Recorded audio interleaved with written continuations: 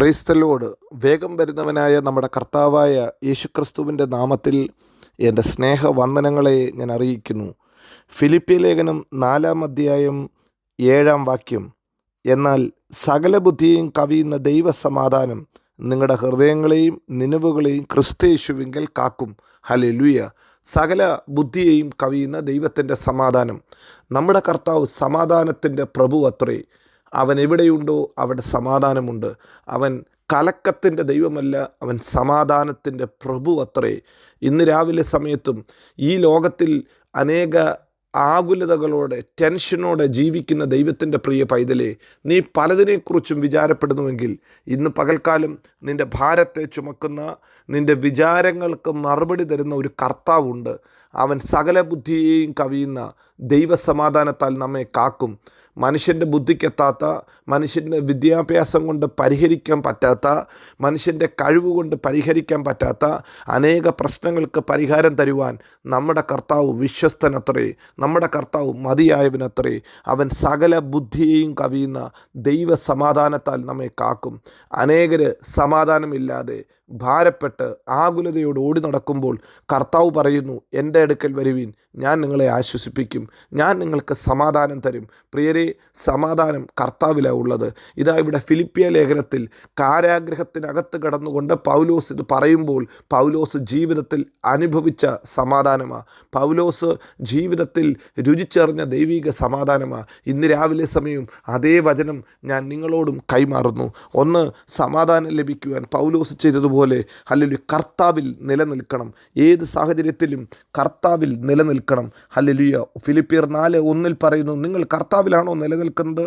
നിങ്ങളുടെ ജീവിതം കർത്താവിലാണോ ഉള്ളത്? കർത്താവ് സകല ബുദ്ധിയും കവിയുന്ന ദൈവസമാധാനത്താൽ നമ്മെ മാനിക്കും. നമ്മുടെ സമാധാനം കർത്താവിൻ്റെ ദാനമത്രേ. നമ്മുടെ ജീവിതം കർത്താവിൻ്റേതത്രേ.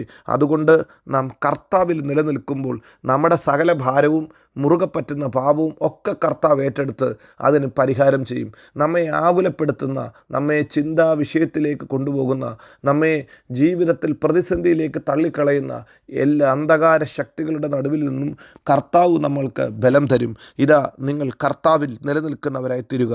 2, ഹല്ലേലൂയ. അപ്പോസ്തലനായ പൗലോസ് പറയുന്നു, നിങ്ങൾ ഏക ചിന്തയോടെ ഇരിക്കണം. കർത്താവിൽ ഏക ചിന്തയോടെ ഇരിക്കണം. നിങ്ങളുടെ ചിന്ത കർത്താവിൻ്റെ ചിന്തയായിരിക്കട്ടെ. മനുഷ്യൻ്റെ ചിന്തയ്ക്ക് ഇടം കൊടുക്കാതെ, മനുഷ്യൻ്റെ ചിന്തകൾ പലതിനെക്കുറിച്ചും ആകുലപ്പെടുമ്പോൾ കർത്താവിൻ്റെ മനസ്സ് നമുക്കുണ്ടോ? നാം കർത്താവിൽ ചിന്തിക്കും. ഈ ഭൂമിയിലുള്ളത് ചിന്തിക്കുമ്പോൾ ഈ ഭൂമിയിലുള്ളത് പലതും കറപ്റ്റബിളാണ്, അത് അഴുകിപ്പോകുന്നതാണ്. കാലഘട്ടത്തിനനുസരിച്ച് ഹല്ലേലൂയ അതിൻ്റെ ഹല്ലേലൂയ സ്ട്രെങ്ത് കുറയുന്നതാണ്, അതിൻ്റെ പെർഫോമൻസ് കുറയുന്നതാണ്, അതിൻ്റെ ഹല്ലേലൂയ പല ഹല്ലേലൂയ ഗുണഗണങ്ങളും കുറഞ്ഞു പോകും. എന്നാൽ കർത്താവിൽ നിൽക്കുന്ന ഒരു വ്യക്തി, കർത്താവിൽ പൊതിയപ്പെട്ട ഒരു വ്യക്തി, കർത്താവിൽ ഹല്ലേലൂയ ആശ്രയിക്കുന്ന ഒരു വ്യക്തി ഒരു നാളും തകർന്നു പോകത്തില്ല. അതുകൊണ്ട് നമ്മുടെ ചിന്ത കർത്താവിലായിരിക്കട്ടെ. ഒന്ന്, നാം കർത്താവിൽ നിലനിൽക്കുക, കർത്താവിൻ്റെ വചനത്തിൽ നിലനിൽക്കുക, കർത്താവിനോടുള്ള കൂട്ടായ്മയിൽ നിലനിൽക്കുക. 2, നമ്മുടെ ചിന്ത ഉയരത്തിലായിരിക്കണം.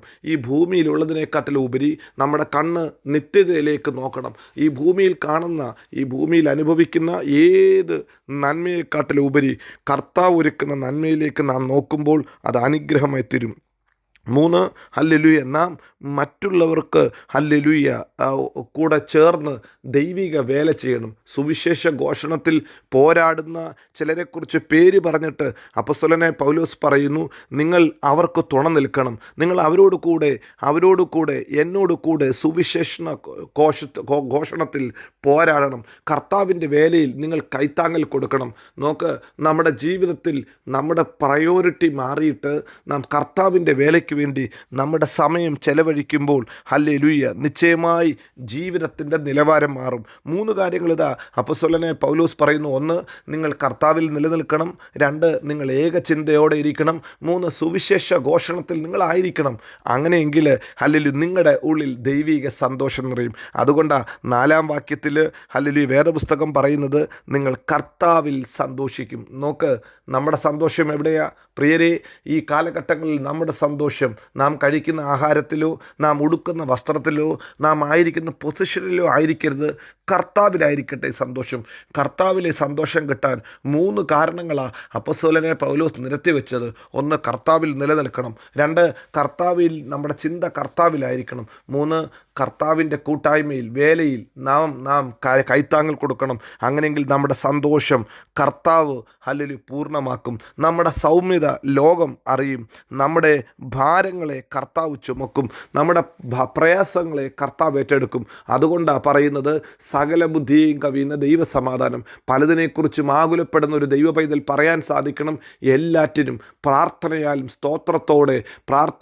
സ്തോത്രത്തോടും കൂടെ കർത്താവിനോട് അറിയിക്കുമ്പോൾ അതിന് പരിഹാരമുണ്ട്, വിടുതലുണ്ട്.